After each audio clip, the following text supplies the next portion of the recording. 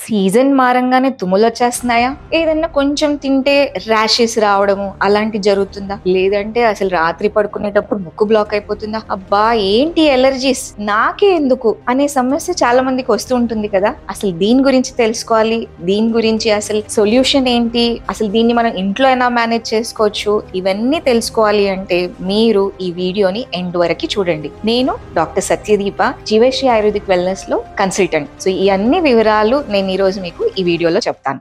So ఈ allergies గురించి ఈ రోజు నేను చెప్పబోతున్నాను అనమాట. ఈ వీడియోస్ లో ప్రతి వ్యక్తి డిఫరెంట్ అండి. కొంతమందికి స్కిన్ ఎలర్జీ రావచ్చు, కొంతమందికి జస్ట్ ముక్కు కారడం ఉండొచ్చు, కొంతమందికి జస్ట్ ముక్కు బ్లాక్ అయిపోవడం. సో అన్ని ఎలర్జీస్ కి ఒకటి పరిష్కారం అనేది కరెక్ట్ కన్సెప్ట్ కాదు. Because one size doesn't fit all. ప్రతి వ్యక్తి డిఫరెంట్ కాబట్టి దాంట్లో ఉన్న కారణాలు వేరే, దాంట్లో జరిగే బాడీలో చేంజెస్ వేరే. ఓన్లీ ఆ సిమ్టమ్ ని సప్రెస్ చేయడం ఎంతవరకు కరెక్ట్ అనుకుంటున్నారు మీరు? ఆయుర్వేద అన్నది అసలు ఆయుర్వేద ఏం చెప్తుంది అంటే ఒక రోగాన్ని వెనుక కారణం ఏంటి, అది దేని వల్ల వచ్చింది. నేను అన్నట్టు ఇప్పుడు బాడీలో సింపుల్ అంటే బేసిక్ కన్సెప్ట్ నేను మీకు చెప్తాను. ఆయుర్వేదంలో వాత, పిత్త, కఫ అనేవి ఉంటాయి.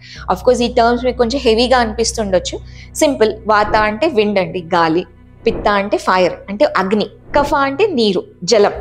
సో ఇది మీరు జస్ట్ మన సృష్టిలో ఏవైతే ఉన్నాయో బాడీలో కూడా అలాగే ఉంటుంది. ఇప్పుడు బాడీలో కఫం పెరిగింది అనుకోండి, ముక్కు కారడము, బాగా ఏమంటారు ఫ్లెమ్ రావడం, ఇలాంటివి జరుగుతుంటాయి ఎలర్జీ వచ్చినప్పుడు. అదే పిత్తం ఇంబ్యాలెన్స్ వల్ల ఎప్పుడైతే ఎలర్జీస్ వస్తాయో స్కిన్ ర్యాష్ రావడం, లేకపోతే మంట రావడం, ఏదన్నా కొంచెం తినంగానే బాగా ర్యాషెస్ వచ్చేసి అలా ఎర్రగా అయిపోవడం, ఇది ఒక ఎలర్జీ ఫార్మేట్. కొంతమందికి కొన్ని తినంగానే ముక్కు బ్లాక్ అయిపోతుంది, అసలు స్కిన్ అంతా డ్రై అయిపోవడం, గొంతు మింగడానికి కూడా రాకపోవడం, ఇది వాతం వల్ల. సో డిఫరెంట్ ప్రాబ్లమ్స్ వల్ల డిఫరెంట్ ఎలర్జీస్ వస్తున్నాయి. సో కారణం తెలిసి దాన్ని బట్టి ట్రీట్మెంట్ ఇవ్వడం అనేదే ముఖ్యం.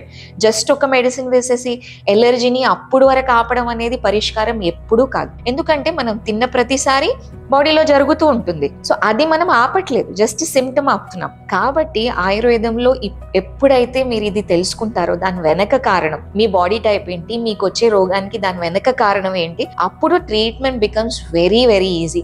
ఎంత పెద్ద జబ్బైనా అసలు ఈ వాత, పిత్త, కఫ ఇంబ్యాలెన్స్ లోనే ఉంటాయి అన్నమాట.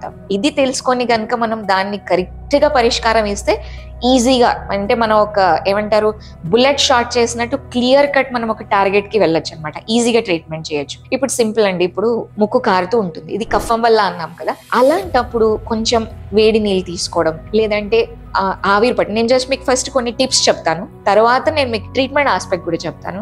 ఆవిరి పట్టడం, లేదంటే మన అల్లం ఉంటుంది కదా, అల్లంని కొంచెం చిన్న ముక్కలు చేసేసి ఒక కప్ నీళ్ళలో బాగా వేడి చేసేసి అది మరిగించి అప్పుడప్పుడు సిప్ చేయడం, ఇది కఫం లాంటి ప్రాబ్లమ్స్ లో బాగా హెల్ప్ అవుతుంది. పిత్తం వల్ల వచ్చింది అనుకోండి, స్కిన్ ర్యాష్ అలా వచ్చింది, అప్పుడు అఫ్ కోర్స్ మీరు ఇంట్లో చేయాల్సింది ఏంటంటే ఇమీడియట్ గా కొంచెం అంత నెయ్యి తీసుకోవడం, లేదంటే నెయ్యి రాసుకోవడం. వాతం వల్ల ముక్కు బ్లాక్ అయిపోయింది, అప్పుడు మీరు ఏం చేయొచ్చు అంటే దీంట్లో కూడా ఆవిరి పట్టొచ్చు, లేదంటే ఇమీడియట్ గా ఒక స్పూన్ నూనె, తినే నూనె కనుక తీసుకుంటే కొంతవరకు రిలీఫ్ రావచ్చు. ఇది జస్ట్ నేను చెప్పిన ఇంట్లో చేసిన చిట్కా. కానీ మీరు కనుక ఇది రెగ్యులర్ గా ప్రాబ్లం ఫేస్ చేస్తున్నారు, లిమిట్ కంటే ప్రాబ్లం ఎక్కువ అయిపోతుంది, అప్పుడు మాత్రం ఖచ్చితంగా జీవశ్రీ ఆయుర్వేదిక్ వెల్నెస్ లో మేము ఉంటాము. I'm doctor Satyadeepa. మీరు ఎప్పుడైనా వచ్చి మమ్మల్ని కన్సల్ట్ చేస్తే మీ బాడీ టైప్ ఏంటి, మీ ప్రాబ్లం ఏంటి, దాన్ని బట్టి మీకు పరిష్కారం ఇస్తాం. దీంట్లో కొన్ని పథ్యాలు చేయాల్సి వస్తుంది. అంటే చాలా మంది క్విక్ ఫిక్సెస్, అలా మందులు వేసుకోవాలి, అలా తగ్గిపోవాలి, మేడం నాకు రేపు మీటింగ్ ఉంది తగ్గిపోవాలి అని మీరు అనుకుంటారు. అఫ్ కోర్స్ క్విక్ ఫిక్స్ అంటే తొందరగా తగ్గడం కూడా ముఖ్యమే, కానీ దాన్ని రూట్ నుంచి తీయడం కూడా అంతే ముఖ్యం. కాబట్టి కొంచెం పేషెన్స్ పెట్టాలి. అసలు ఈ కారణాల వల్ల వచ్చే ప్రాబ్లం అంటే ఈ పథ్యం కూడా చేయడం కొంతవరకు ఇంపార్టెంట్. ఇప్పుడు చల్లనీళ్ళు తాగితే జలుబు వస్తుంది, జస్ట్ టాబ్లెట్ వేసుకొని మళ్ళీ చల్లనీళ్ళు తాగడం అనేది ఎంతవరకు కరెక్ట్ మీరే చెప్పండి, కాదు కదా.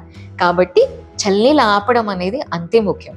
సో పథ్యం చేయడం, కొన్ని లైఫ్ స్టైల్ చేంజెస్ చేయడం, మెడిసిన్స్ వాడడం అనేది అంతే ముఖ్యం. సో ఎలర్జీస్ అనేది పెద్ద ప్రాబ్లం కాదు.